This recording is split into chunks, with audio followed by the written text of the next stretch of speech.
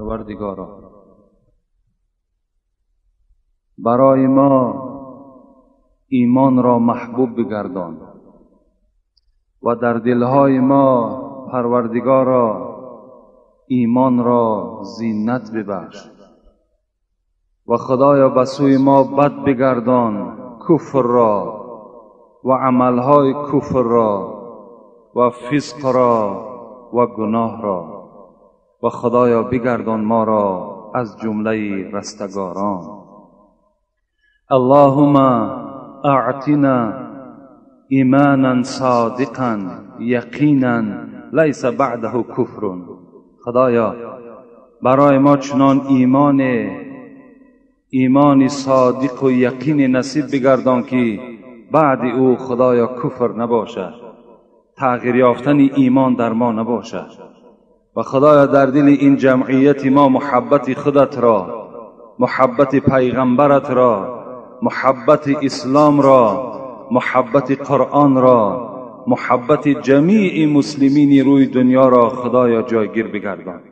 اهل این جمعیت ما را مرادها و مطلوبهایی که در دل دارند اگر نیک باشند خدایا برآورده بگردان. گذشتگان این قوم و جمع ما را خدایا رحمت و مغفرت بگردان. بیماری هایی که داریم خدایا شفای کامل و شفای عاجل نصیبشان بگردان. مسافرهایی که در غریبی داریم یا نیت اراده سفر دارند خدایا سفرهای با برار و بی خطر نصیبشان بگردان. ربنا آتنا ما وعدتنا على رسولك ولا تخزنا يوم القيامة إنك لا تخلف الميعاد برحمتك يا ارحم الراحمين. علیکم هموطنان عزیز، من یا مادرم بیمار شدم. ای دسته گریه چشمام ضعیف شدم، بچه های جونی شدی تلخمه میگم سنگ داره هیچ که ندارم.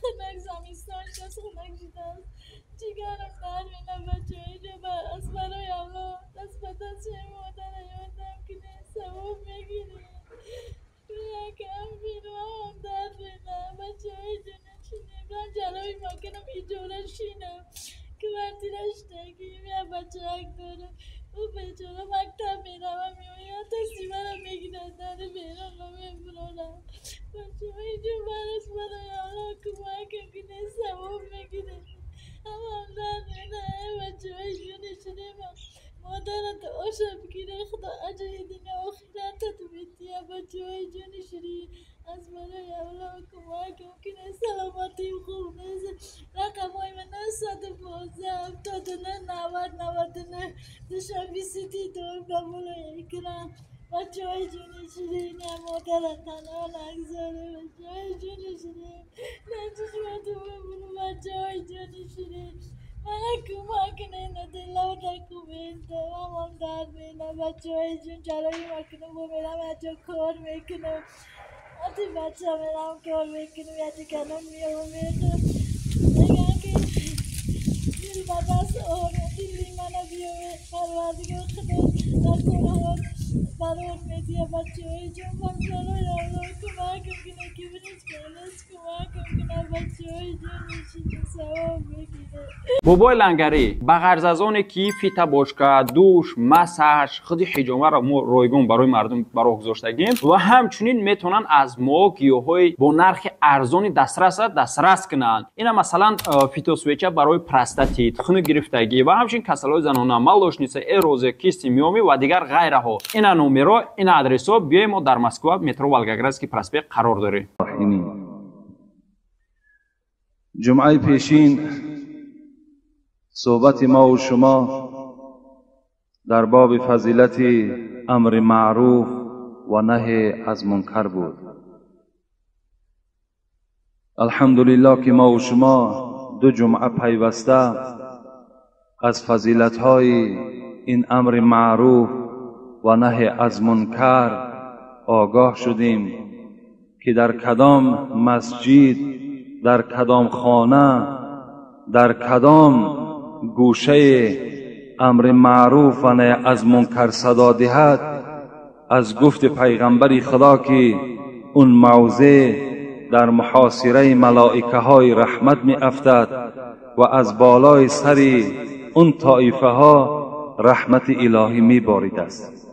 از این خاطر باز تأکید می کنم که در هر خاندان، در گرد دسترخوان و در هر یک راه، در هر جایی که جمعیت مسلمان ها جمع می شوند، باید که امر معروف و نهی منکر وظیفه اول ما و شما باشد.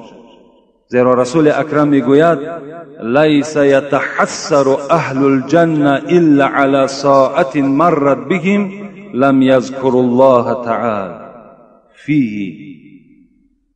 در جنت اهل جنتی ها حسرت میخورند. و چه حسرت میخورند؟ بر ساعتی که از اونها سپری شد. اون ساعت کدام ساعت است؟ پیغمبر گفتند اون ساعت امر معروف و نهی از منکر است که اهل جنت حتی که این مجلس امر معروف و نهی منکر را آرزو می‌کردند، حسرت می‌خوردند که کاش که در دنیا صحبت امر معروف و نهی از منکر بسیارتر گوش می‌انداختیم و با گفته داملا و با گفته آیات‌های قرآن و احادیث‌های پیغمبر عمل می‌کردیم تا که امروز مرتبات ما مثل مرتبات اونها در جنت می‌گردید. امروز باشد سوال‌هایی که خیلی زیاد که یک قسمتش الحال نزد من هست جواب می‌گردانم و یک قسمت دیگرش باز در خانه هست. خدا خواسته باشد باز برای او یک جمعه دیگر را اختیار می‌کنیم، زیرا که خیلی سوال‌های زیاد در باب حق زن بالای شوهر و حق شوهر بالای زن از ما درخواست کردند. خدا خواسته باشد جمعه آینده در باب حق زنها بالای مردها، یعنی چه حقها زنها بالای ما و شما دارند، انشاءالله از روی آیات‌های قرآن و احادیث‌های صحیح پیغمبری خدا به سمع شما میرسانیم. امروز باشد البته سوال‌هایی که هست میخواهم جواب بگردانم و شما خیلی با دقت باشین. السلام علیکم داملا حاجی مرزا، من به شما یک سوال دارم. چرا سوره توبه در قرآن شریف بسم الله ندارد؟ التماس اگر یگان حدیث باشد بگویید. من این سوال چند بار جواب گفتگی هستم که سوره توبه در قرآن به بسم الله آمدگی هست. یعنی هر یک آغاز سوره با بسم الله الرحمن الرحیم شروع می شود مگر سوره توبه. سوره توبه این بسم الله الرحمن الرحیم ندارد. سببش در تفسیرها می گوید حضرت عثمان رضی الله عنه گفتند این دوام سوره انفال است، یعنی پیش از سوره توبه سوره انفال است. حضرت عثمان گفتند که با آن سبب بسم الله ندارد که دوام سوره انفال است. و ابن عباس باشد از حضرت علی پرسیدند یا علی چرا سوره توبه بسم الله الرحمن الرحیم ندارد؟ حضرت علی چی گفتند؟ گفتند بسم الله امان است. این سوره باشد از حکم شمشیر سر می شود. از این خاطر در اول این بسم الله آمدگی نیست. یعنی این سوره توبه سوره هست که براءت من الله افتتاح می شود. یعنی خداوند بیزاری می کند از منافقان از مشرکان. وقتی بیزاری خداوند که از مشرک و از منافق و از کافر و از عهدنامه‌ای که اونها کرده بودند وقتی که شروع شد، از این خاطر یعنی سوره‌ای که همش عذاب الهی است در اول او بسم الله دیگر کتابت نشد. السلام علیکم و رحمت الله و برکاته. یک گروه مخلصان اشدی شما هستیم. ما از شما خواهش میکنیم که یک نماز جمعه را درباره علی شیر خدا نقل میکردید. یک سوال دیگری دارم، ما بین عصر و شام قضای امروزه را خواندن جایز است یا نه؟ همین را میفهماندید. ما از شما خواهش داریم که دعا میدادید. یعنی بین عصر و شام چی قضای امروزه باشد چی قضای پیشینه باشد جایز است خواندن. یعنی بین عصر و شام در مذهب ما و شما فقط خواندن تحیه مسجد، خواندن شکر وضو، یعنی نمازهای نافله در حق پدر و مادر و دیگر نمازهایی که نافله هستند اونها را خواندنش کراهیت دارد. لیکن نماز قضا این حکمش واجب است. زین خاطر در شرح الوقایه که شرح مختصر است در شرح اینم آمد است که شما نماز قضا را بین عصر و شام خوانید، هیچ گناهی ندارد. و قصه علی شیر خدا را خدا خواسته باشد بعد همین انجام دادن موعظه بین زنها و مردها را از چهار یارها سر میکنیم، چه از ابوبکر، چه از عمر، چه از عثمان، چه از علی. انشاءالله به سمع شما این حکایه های شیرین اینها را میرسونم. السلام علیکم حاجی مرزای محترم، خدا یار و یاورتان باد. من یکی از مخلصان اشدی شما هستم. بفرمایید بر شما یک سوالی دارم. در وقت نماز خواندن التحیات را خوانده تمام میکنند و اشهد ان لا اله الا الله و اشهد ان محمدا عبده و رسوله چلیک راستش را میبردارند. این چی معنا دارد و از کدام مذهب است؟ این به ما مختصرا فهمانده دهید. این مذهب ابو حنیفه است. یعنی برداشتن انگشت در حالت التحیات را خواندن این مذهب ما و شماست. مذهب جمیع جمهور است. در مذهب در آمدن برداشتن انگشت هیچ اختلافی نیست. فقط اختلافش بعضی ها مشت میکنند، بعضی ها حرکت میدهند، هر گونه آمده است. لیکن در فقه الاسلام و ادلته که از 4 مذهب گپ میزند نزد من هست این فتوا، میگوید که ابو حنیفه نه مشت میکردن نه حرکت میدادند، بلکه همون پنجه خدا بالای زانو میگذاشتند، اشهد ان لا اله الا الله گفتند، میبرداشتند انگشت و میپرتافتند. یعنی به مشت کردن و به حرکت دادن. خود ابو حنیفه حتی در مسند ابو حنیفه هم این آمدگی هست. این حدیث صحیح پیغمبر است. این هیچ کدام ما این کار کردن نمیتوانیم. یعنی کسی میبردارد برداشتن گیرد، کسی نمیبردارد خلل در میبردادگی یعنی پیدا نکند. نگوید که این عملی تو عملی نادرست است، بلکه وقتی این گپ گفتند شما گناهگار میشین، زیرا این سنت پیغمبر است. این چیزی نو نیست، فقط شما نو شنیدید. اینا در کتاب ها درج شدگی هستند. السلام علیکم داملا حاجی مرزا، به سوال من جواب گویید. کلبسه را خوری نماز را بخوانید درست است؟ اگر حلال باشد درست است، اگر حرام باشد نماز تو چی هست؟ در نزد خداوند نمازی هست که هیچ ثواب در او وجود ندارد. امروز حسیب ها برآمده است. همون کلبسه ای که میگن همون حسیب است. همون حسیب هایی که برآمده است امروز در همون مقاوه هاشون نویساندگی هست که حلال. مادامی که همون حلال که نویسانده شده است همونها حلال هستند، شما می توانید که از اونها استفاده کنید. و دیگر مقاوه های هستند که از طرف دولت های کانادا آمدگی است، امریکا آمدگی است، از برزیل آمدگی است. انا اونها در مقاوه شون حلال نویسانده نشده است. از این خاطر اونها را خوردن شما حرام است. وقتی اونها را خوردین شما در نزد خداوند حرام خور به حساب می روین، گناهگار میشین. در عبادتاتون البته خلل پیدا می شود. چگونه که حضرت مولوی میگوید تا ای صوفی که در بر میکنی دلق کن اول احتیاط از پاکی حلق. اگر حلقی کسی آلوده باشد کجا در معرفت پالوده باشد؟ اگر کسی که حرام خور باشد، کسی که حلقی او از حلال خالی نباشد، وای خدا را چگونه میشناسد؟ در دل وای محبت خدا و ترس خدا جایگیر نمی شود، در شکم به که وای لقمه حرام میخورد. همه وقت شما از این خوراکی ها با احتیاط باشین. وقتی میخرین نگاه کنین که در حلال نویسانده شده باشد، مرحمت برای شما حلال. حرام باشد نخرید که گناهگار میشه. اینجا یک برادر شعر نویسانده است در باب زن، و از ما التماس کردن که در موضوع زن داخل کنید. انشاءالله اگر بینیم که علاجش باشد جوگیر میکنیم.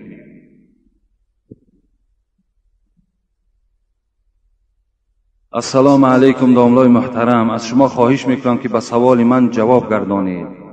با کرته آستین کلته یا اینکه فوتبالکه نماز خواندن درست است؟ یعنی اگر کرته‌ای که آستین نداشته باشد یا فوتبالکه باشد، نزد مذهب ابو حنیفه کراهیت دارد. یعنی با آستین کلته نماز خواندن کراهیت آمدگی هست. حتی در حدیث های عایشه صدیقه روایت میکند، یعنی کان کم رسول الله صلی الله علیه و سلم الی الرسل. این حدیث هم آمده است که بود آستین پیغمبر خدا تا بند دستش، یعنی تا بند دست آستین پیغمبر خدا پوشیده بوده است. یعنی آستین کلته هم پیغمبر خدا داشتند. یعنی اگرچه نزد مذهب ابو حنیفه کراهیت داشته باشد، نزد مذهب جمهور باک ندارد. از این خاطر یعنی با کراهیت نماز شما درست می شود. کراهیت معنای او را ندارد که نماز شما فاسد شد، بلکه معنای این را دارد که از ثواب او کم می شود.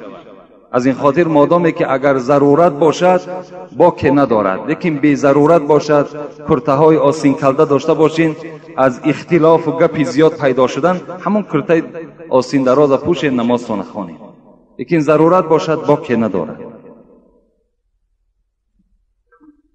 السلام علیکم داملای محترم، سلامتی شما را از درگاه الهی طلبگارم و چنین خواهش دارم که 2 مصرع رباعی خواجه حافظ را تحلیل می کردید. من طفلم و بی گناه مرا می سوزند، ای وای به تو که پیری و پرگناهی. یعنی من طفلم و بی گناه مرا می سوزند. شاید ازت در اینجا خودش یادآوری کرده باشد که من مثال اینقدر از غلط و از عصیان چقدر احتراز میکنم، یعنی چقدر پاکیزه هستم، چقدر ترس خدا دارم، باز بزم این چیکار میکنم، باز از خدا میترسم که شاید که همین پرهیز من، تقوای من در نزد خداوند قبول نشده باشد. لیکن وای بر حال تو که تو پیر هستی و باز از خدا نمیترسی. یعنی پیر شاید که همه مردم در نظر داشته باشد، شاید که ای مردم شما اینقدر آلوده عصیان هستین، اینقدر گناه میکنین میگردین، وای به حال شما که جزای شما در نزد خدا چی باشد. باز دیگر معناها هم دارد، لیکن همینش فکر میکنم کفایت کننده است. اگر لازم باشد مرحمت بیا، من اونقدر تحلیل شعر پره تحلیل کردن میتوانم. داملای شیرین سخن، من از شما خواهش دارم که سوال من را با پررگی جواب گردانید. بر من گفتند که نامت را عوض کن، این نام تو خوب نیست، نام تو جمشید است. داملا چی گفتنی هستی؟ من نامم را عوض کنم یعنی میفهم عوض کنید. جمشید کسی هست که 400 سال پادشاهی کردن، دعوای خدایی کردن و کافر بود. انسان مسلمان باید نامش به نام کافر مانند نباشد. از این خاطر بهترین صورتش پیغمبر گفت است نام مرد یا عبدالله باشد یا عبدالرحمن باشد. از همین نامها بهترینش اختیار کنین، برای شما پسند است. شرط نیست که در حجت ها تغییر دهین. باز برای شما میگویم اعلان کن که نام من عبدالرحمن است، فردای قیامت خداوند با همین نام تو را صدا میدهد. جمشید کافر بود. پیغمبر خدا وقتی که مبعوث به پیغمبری شدن، زمان آمدن صحابه ها نامهای دیگرگون داشتند. همون کسانی که مسلمان می شدن نامهای اونها چی نامهای قبیح بود، همون تغییر داد پیغمبر، تمام نامها را عوض کرد. السلام علیکم داملای شیرین زبان، اکای حاجی مرزا، من استقامت کننده ناحیه مؤمن آباد می باشم و به شما چنان اعتقاد دارم که کسیته های شما را دسترس نموده گوش میکنم. آیا درست است که سفیدی را یعنی شیر و دوغ را در شام از خانه نمیبرارید؟ اکای حاجی مرزا التماس دارم که من را در این روز سید از تحت دل دعای نیک دهید و شما عمر دراز و موفقیت آرزو دارم. با احترام مخلص دائمی شما از ناحیه مؤمن آباد. خدای مهربان شما را عمر دراز دهد و اخلاص شما را باز هم زیاده بگرداند و شما را خدای مهربان به راه راست هدایت کند. آمین یا رب العالمین. و این دوغ و شیر و چیزی نباشد. وقتی خاندان شما آمدن، همسایه یا کسی که حاجتمند هست، چی شام است، چی خفتن است، چی پیشین است، شما رد نکنید. همه حالت ده. وقتی که یک برادر حاجتمند نزد شما می آید، کار کنید که حاجت وی برآورید. کار کنید که اگر نباشد همون دوغ است، شیر است، نباشد هم با گپ خوب، با معامله خوب وی جواب گردانید. نگوید که بعد شام است. اینها گپ همون زنها هست. این فتواهای همون دروغ و همون بگیم سفسطه و خرافات های دوره پیش است. از این خاطر سفیدی هست، سیاهی هست، چگونه ایش که نباشد. وقتی خاندان تو می آید، همسایه تو، کاری که حاجت وی برآورد. اینا دروغ هستند. السلام علیکم حضرت حاجی مرزا. بعد از سلام، این که با این سوال من جواب درست دهید. من استقامت کننده ناحیه مؤمن آباد می باشم و کسیته های شما را برده گوش میکنیم و شکر خدا میکنیم که چنین پیشوا داریم. براستی گپ به شما افتخار داریم. آیا این درست است که نان زنی به شوهر که در اصل شوهر من فوتیده است خوردن جایز نیست و نمازهای خوانده من را خداوند به درگاهش قبول نمیکند و آن چیزی که من خیر میکنم خداوند قبول نمیکند؟ با احترام صمیمی مخلص دائمی شما از ناحیه مؤمن آباد. برادر عزیز، اگر همین زنی که شوهر ندارد و فرزندها دارد و اینها اگر احتیاجمند باشند و اینها با صدقات دهند، صدقات اینها را خدا قبول نمیکند، بلکه اینها در صدقات دادگیشان در نزد خدا عاصی و گناهکار میشوند. کفا بالمرء اثما ان یضعها من یقود، پیغمبر گفته است. از روی گناه برای شما ای امت مسلمان همین بسنده هست که آن چیزی که از رزق روزی کودک‌های شماست و به دیگرها می‌دهید. همین از روی گناه گفت پیغمبر برای شما بسنده هست. همین گناه بسنده است که شما را خدا عذاب کند. که اگر آن چیزی که برای فرزند تو احتیاج به او دارد، خوراکی که فرزند تو به او احتیاج دارد، تو وی باز گرفته به مردم تقدیم میکنی. البته کدام زنی به شوهری که یا کدام زنی شوهرداری که اگر از قوت خود زیاد خیر احسان میکند وی در غضب خدا گرفتار میشود. این در نزد خدا هیچ قدر و قیمتی ندارد، زیرا خدا خود در قرآن میگوید لا یکلف الله نفسا الا وسعها. من بنده خودم را تکلیف نمیدهم از قوتش زیاد، از قوت زیاد دیگر از بندم تکلیف ندارم. حتی شما اگر همون نان و آبی که در خانه دارین بسنده فرزندهاتون باشد، همراه همونها خورید، این به منزله هست که شما یک دیهر نان دادین. شما صدها آدم چیکار کردین؟ خوراک دادین. وقتی اگر یک کودکی تو از دسترخوان تو سیر میکند. این است عقیده اسلام، این است غمخواری اسلام برای آدمهای فقرا و برای آدمهای غریب. لیکن اگر دستی رسا داشته باشد، شرایط های خوب داشته باشد، اگر یاردم کند باکی ندارد بلکه ثواب میگیرد. و نمازهای اینا چرا خدا قبول نمیکند؟ این مسئول است. شوهرت میمرد، فرزندت میمرد، خودت در حالت وزنین هستی، نماز خوان. با مردن شوهر و مردن فرزند نماز از گردن آدم ساقط نمی شود. یا معنای او را ندارد که خدا تو را غضب کرده باشد و نماز تو را خدا قبول نمی کند. نه، بلکه نماز خواندن گیر نماز خدا قبول می کند. لیکن در دادن خیر احسان اولا از خودت، از فرزندهایت، از خیش قومیتت سر کن، بعد بیرون در مرحمت خیر احسان کن. السلام علیکم داملای عزیز. سوال: دختری را نقض میبینم و در فاتحه هم میباشد او را گفتم که سطر عورت پوشو، به شخصان بیگانه و خویش و تبارت غیر از اکه و دادرت سلام نکن. آیا من حق دارم با این؟ با سوال پره جواب دهید. البته حق داری برادر عزیز. اگر خدا کند تمام مردها را چنین غیرت اسلامی نصیب بگرداند که کار کنند که در عائله خودش سخن خودش گذر کند، بگذراند. البته وی بغیر اکه و دادر و همان آدم های نزدیک محرم خودش دیگر حق ندارد دست شوی مثال دراز کند، به همسایه سلام کند، با همسینفش سلام کند، با یک شناسش سلام کند. این ده حق ندارد. وی شما پره حق دارین که بالای زن خودتان رئیسی کنین، بالای زن خودتان حکمرانی کنین. دارین این حق البته به البته.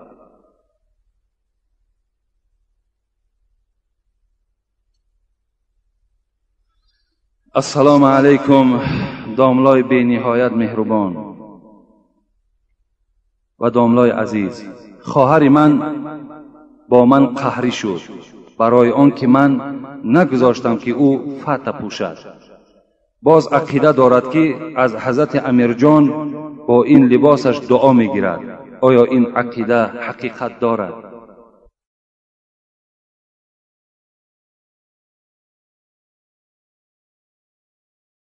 خواهر تو وقتی همراه تو قهری می شود، وقتی که تو برادر اسلامی هستی، تو غمخوار قرآن و غمخوار مسلمان ها هستی، وقتی بر خواهر خود میگویی که فتح نپوش زیرا فتح لباس مسلمان نیست، وی باز به تو قهری می شود. وی تصور کند وی خواهر که وی با خدا قهری شده است، زیرا که این فتح پوشیدن و برادر وقتی حکم میکند که تو فتح نپوش، این حکم قرآن است، این حکم حدیث های پیغمبر خداست. وی با تو قهری نکرده است، وی با خدا قهری کرده است، وی با پیغمبر خدا قهری کرده است. لیکن خوش به حال تو واری برادر که این چنین غیرت داره که خواهر خدا از پوشیدن فتح من میکنی. این خواهر باز گفته است مادامی که تو قهری هم که باشی، من از حضرت امیرجان رفته دعا میگیرم. قسم به خدا حضرت امیرجان، ما خاک پای حضرت امیرجان نمیشویم. حضرت امیرجان چنان عالم، چنان فیلسوف بودن که اونها بیزار بودن از این زنهایی که فتح پوش بودن. اونها بیزار بودن. وقتی این خواهری که با فتح نزد حضرت امیرجان می رود، من باور کن از جانب حضرت امیرجان دعای او را به تو میگویم. وی میگوید ای خواهر، وقتی تو با این لباسی که خدا نخواست، پیغمبر نخواست، نزد من آمدی، خدا تو را سیاه بخت کند. این دعای حضرت امیرجان است.